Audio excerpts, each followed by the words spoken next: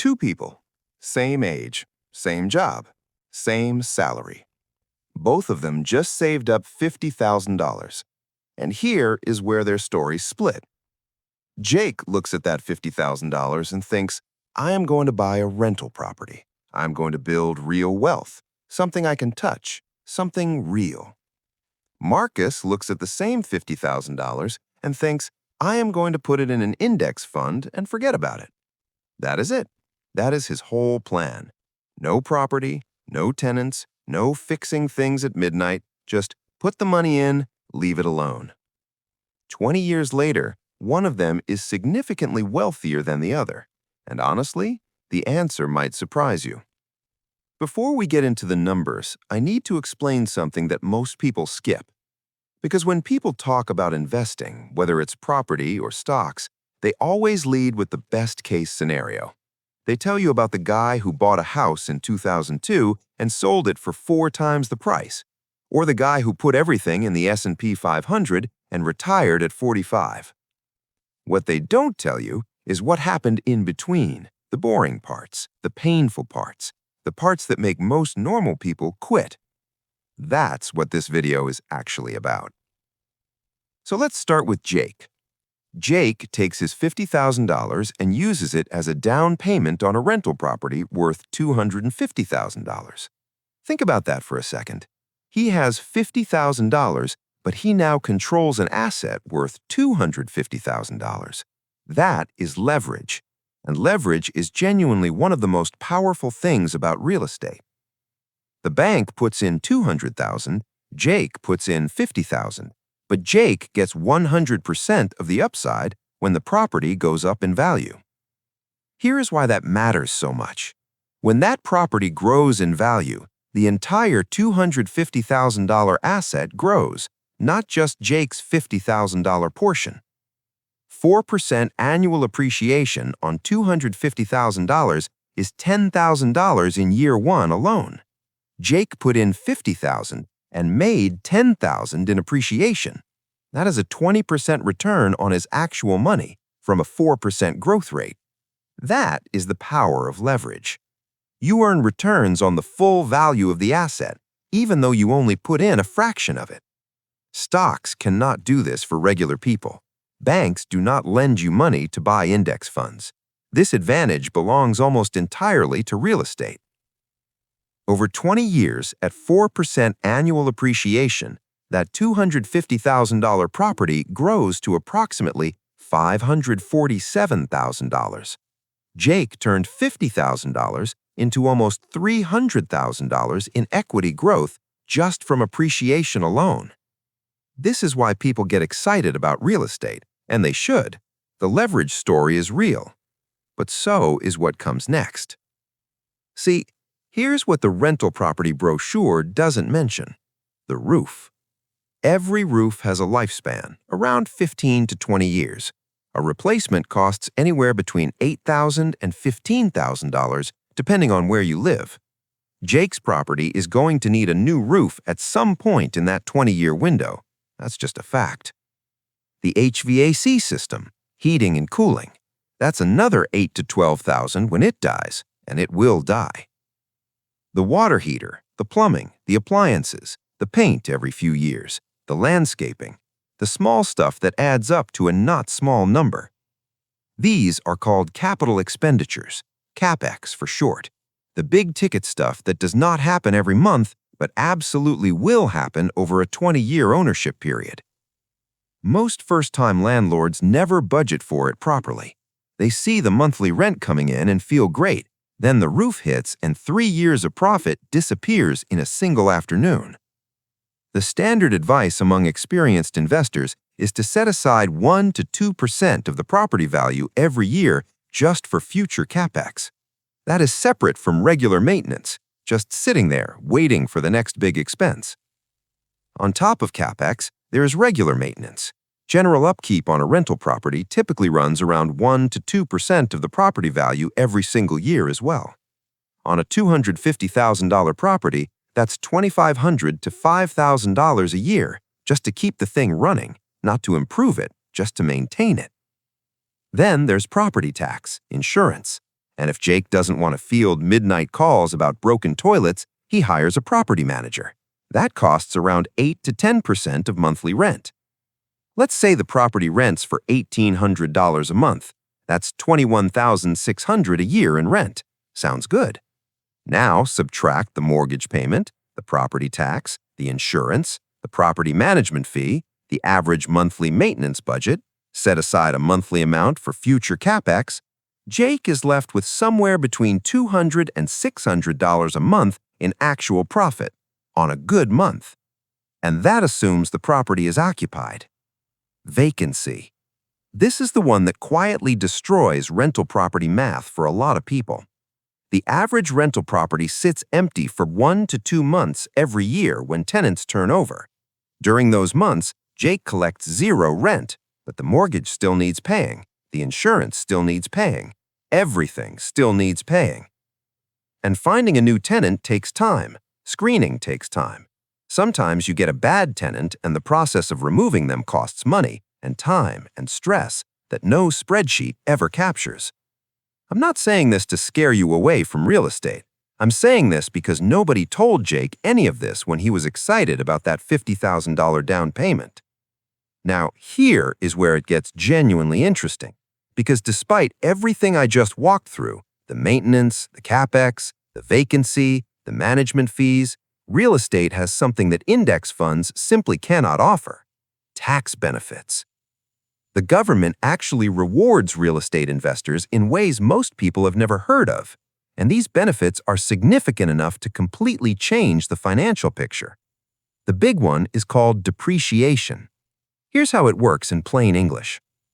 The IRS assumes that a residential property physically wears out over 27.5 years, so every single year, Jake is allowed to deduct a portion of the property's value from his taxable income, even if the property is actually going up in value in the real world, even if it is worth more than when he bought it. On a $250,000 property, minus the land value, let's say the building itself is valued at $200,000, Jake can deduct roughly $7,200 from his taxable income every single year. He did not spend that money. The property did not actually lose that value, but on paper, for tax purposes, it did. What this means practically is that Jake is collecting rent and paying very little or sometimes zero federal income tax on it, legally, built into the tax code specifically for property owners. That is a real and significant advantage that a stock market index fund simply does not give you. And it gets even better when Jake eventually decides to sell. After 20 years, the property has grown substantially. Jake is sitting on a large capital gain, the difference between what he paid and what it's worth now. Normally, he would owe capital gains tax on that profit, which on a gain of this size could be a very large number. But Jake can use something called a 1031 exchange. A 1031 exchange lets Jake take all the proceeds from selling his rental property and roll them directly into another investment property, completely deferring the capital gains tax, not eliminating it permanently necessarily, but pushing it forward indefinitely. Jake can keep doing this his entire investing life. Sell one property, roll into a bigger one, defer the tax again, repeat. Some investors do this for decades, and the tax bill never actually comes due in their lifetime. This is not a loophole. It is written directly into the tax code. It is completely legal, and it is one of the most powerful long-term wealth-building tools available to regular people, if they know about it. Jake knows about it now. Now let's talk about Marcus. Marcus takes his $50,000 and puts it in a total market index fund. And then he does something that sounds almost too simple to be real. He does nothing. No calls, no repairs, no tenants drama, no spreadsheets at midnight, just money in, leave it alone. Now, here is something important about what Marcus actually bought. A total market index fund doesn't mean Marcus picked one company and hoped for the best. It means Marcus now owns a tiny piece of thousands of companies simultaneously. Apple, Microsoft, Amazon, Johnson & Johnson, every major industry, every sector, spread across the entire economy. If one company collapses tomorrow, and companies do collapse, Marcus barely feels it because he owns thousands of others. That's diversification, and it is genuinely hard to replicate with a single rental property in a single city on a single street. If the whole technology sector has a bad year, Marcus's healthcare companies offset some of that. If consumer spending drops, his energy holdings might hold steady. The whole point is that no single failure can sink him because he's spread across everything. The total market has returned an average of around 9 to 10% per year over the last century. Not every year. Some years it drops. Some years it drops a lot. But over 20 years, on average, 9 to 10%. $50,000 at 9% annual return over 20 years becomes roughly $280,000 without touching it once. And here is the part that genuinely gets me every time I think about it. That growth is exponential, not linear. In year 1, Marcus makes about $4,500. In year 10, he makes closer to $10,000 in a single year. In year 18, 19, 20, he's making more in 1 year than he originally invested. The longer it runs, the faster it goes. That is compounding, and it is one of the few things in personal finance that actually works exactly as advertised. Marcus's path is not without risk, though, and I want to be honest about that. The stock market dropped nearly 50% in 2008 and 2009. It dropped 34% in a single month in early 2020. Anyone who panicked and sold during those moments locked in massive losses and missed the recovery completely. Staying in an index fund through a market crash is psychologically one of the hardest things to do with money because every headline is screaming that everything is over. Every instinct tells you to get out, and the entire strategy depends on you ignoring all of that and doing nothing. That sounds easy when the market is up. It is genuinely hard when it is down 40% and you're watching your account lose value every single day. Marcus also has no tax shelters like Jake's depreciation. His gains are taxable when he eventually withdraws. He has no leverage amplifying his returns. And unlike Jake's property, he cannot walk up to his investment, open the front door, and physically see what he owns. For some people, that matters more than the math suggests it should. There are also specific real estate strategies that can make Jake's numbers look significantly better than the baseline scenario I walked through. The first is called house hacking. Instead of buying a single-family home and renting the whole thing out, Jake buys a small multi-unit property, a duplex or triplex. He lives in one unit himself and rents out the others. His tenant's rent covers most or all of his mortgage payment. Jake's own housing costs drop to near zero or sometimes actually zero. He is building equity in a property, living essentially for free, and the normal living expense that most people just write off every month is now working for him instead. House hacking is one of the fastest legal paths to building wealth from a standing start for people who are willing to be flexible about where they live. The second strategic advantage is market selection. Not all real estate markets are equal. In some cities, the relationship between what a property costs to buy and what it generates in rent is very favorable for investors. In other cities, particularly expensive coastal cities, the purchase price is so high relative to rent that the numbers almost never work as a pure investment. Jake's success depends heavily on whether he bought in the right market. A property in a city with strong rent-to-price ratios changes the monthly cash flow picture dramatically. The same $50,000 down payment in the right market could generate real, sustainable monthly cash flow instead of the thin margins we talked about earlier. So let's do what nobody does. Let's actually put the final numbers side by side after 20 years. Marcus, $50,000 in a total market index fund at 9% average annual return. Final value, approximately $280,000. He did nothing.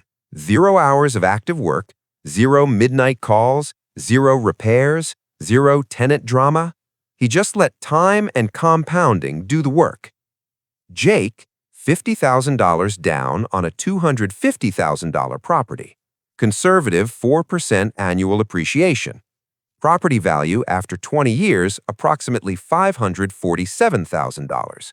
Remaining mortgage balance, approximately $140,000. Jake's equity, approximately $407,000. Plus 20 years of monthly cash flow. Even at a modest $200 to $400 per month after all expenses, that adds up to $48,000 to $96,000 in cash collected over the full period. Plus 20 years of depreciation deductions, shielding his rental income from tax.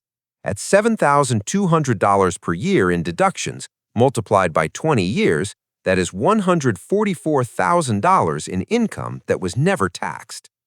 Plus the option to 1031 exchange into a larger property and continue building wealth tax-deferred for the rest of his investing life. On raw numbers, Jake wins significantly. But Jake also worked for it, actively, for 20 years.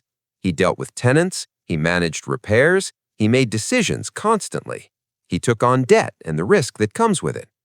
Marcus made $280,000 and went on with his life completely undisturbed. Neither of them made a mistake. They made different choices with different trade-offs, and both of those choices were valid. Here's the thing nobody tells you clearly enough. The biggest financial mistake people make is not choosing the wrong investment. It's choosing an investment they don't actually understand. Choosing based on hype, based on a dinner party story, based on a YouTube video from someone whose entire business model depends on making real estate sound easy or making index funds sound exciting. Jake went into real estate because someone told him it was the smart play, without telling him about CapEx, vacancy, property management, and 20 years of active involvement. Marcus went into index funds because he read the numbers, understood the diversification, accepted the volatility, knew what he was getting into, and made a clear decision with full information. One of those approaches has a dramatically better track record across millions of regular people, and it applies equally to both strategies. Real estate can absolutely outperform index funds if the investor is in a strong rent-to-price ratio market, uses house hacking to accelerate the process, takes full advantage of depreciation every year, and uses 1031 exchanges to compound their portfolio tax-deferred over decades. Index funds can absolutely outperform real estate if the investor stays consistent through market downturns, never panic sells, keeps adding money regularly, and lets compounding do its job over a long enough timeline. Both paths work. Both paths have also blown up for people who went in without understanding what they were actually signing up for. Before you do anything with your money, run the full math, not the optimistic math, not the napkin math, the real math. What does the property actually cost to run every month after every single expense, including CapEx reserves and vacancy allowance? What is your actual cash flow after mortgage, tax, insurance, management, and maintenance? Are you in a market with strong rent-to-price ratios, or are you buying in a city where the numbers only work if the property appreciates significantly? If you go the index fund route, what happens to your plan if the market drops 40% next year? Can you actually leave it alone when every headline says to get out? What is your real risk tolerance? Not the theoretical version, the version where you watch your account drop by $100,000 and have to decide whether to hold or sell. How much of your time are you willing to give to your investment? Real estate takes time. Index funds take almost none. That trade-off is real, and it matters. These questions don't have universal answers. They have your answers, and your answers are the only ones that matter. Both Jake and Marcus can come ahead over 20 years. The ones who lose are the ones who chose based on what sounded exciting instead of what actually made sense for their specific situation, their specific market, their specific risk tolerance, and their specific life. Don't be that person. Run the math. Understand the trade-offs. Pick the strategy that fits your life, not someone else's highlight reel. If this actually helped you think more clearly about this, hit subscribe, because this is exactly what we do here. No hype, no get-rich-quick, just the real numbers explained clearly so you can make better decisions with your own money. I'll see you in the next one.